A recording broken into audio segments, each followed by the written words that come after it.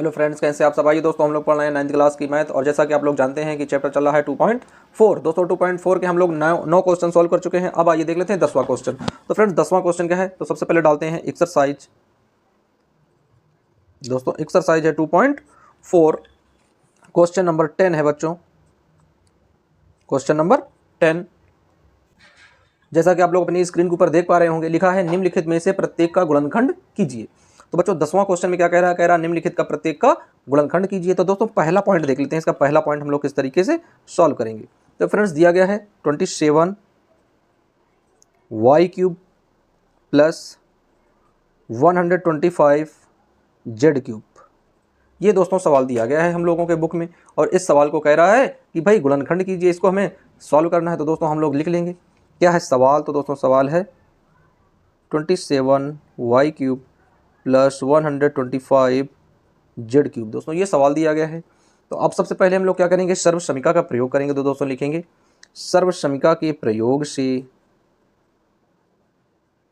सर्व समीका।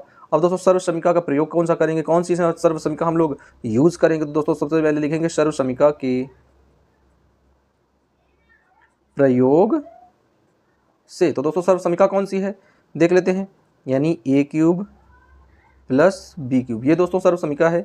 आएगा क्या, a plus b, आगे ब्रैकेट में बनेगा a square minus a B plus B square. ये दोस्तों फार्मूला बनेगा, यानी ये सर्व समीका है। इसी सर्व समीका में हमें क्या करना है, इस सवाल को रखना है। तो दोस्तों लिखेंगे कि माना a बराबर। अब दोस्तों a की जगह हम लोग कौन सी संख्या मानेंगे, तो हमें ये देखना है कि ये 27 कौन संख्या का घन हो सकता है। तो दोस्तों ये 3 का घन है। कितने का घन है, 3 का। तो a बराबर लिखेंगे 3y। अब दोस्तों b बराबर मानेंगे तो ये कितने का, दोस्तों ये 5 का है, तो यहाँ पर आ जाएगा 5z।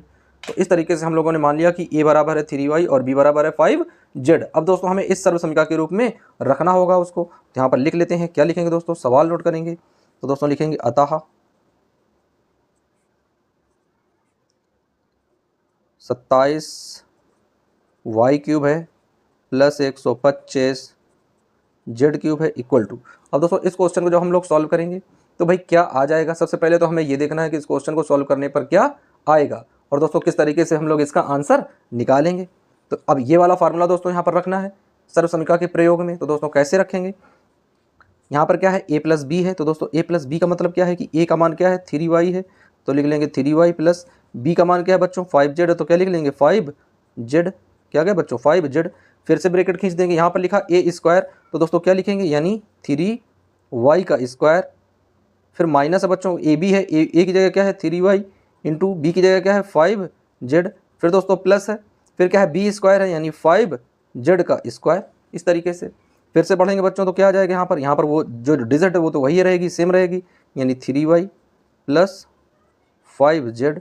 ब्रैकेट में यहाँ पर दोस्तों करेंगे 3 त्रिका 9 y स्क्वायर माइनस यहाँ पर गुणा करेंगे 5 तियाँ 15 y और z प्लस यहाँ गुणा करेंगे दोस्तों 5 25 z मिलकर z स्क्वायर हो गया। तो फ्रेंड्स इस तरीके से ये इसका क्या आ गया, आंसर आ गया।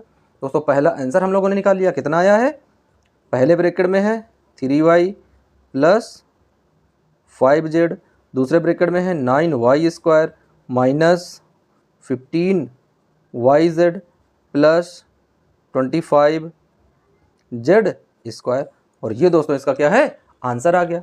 अब आइए बढ़ते हैं, इसका एक और सवाल दिया गया है बच्चों, दूसरा सवाल दिया गया है। तो आइए दूसरा सवाल देख लेते हैं कि इसी क्रम में हम लोग दूसरा सवाल किस तरीके से हल करेंगे। बहुत ही इंपॉर्टेंट क्वेश्चन है बच्चों, छोटे छोटे क्वेश्चन है, आसानी से आप लोग सॉल्व कर सकते हैं। क्या लिखेंगे, दूसरा पॉइंट,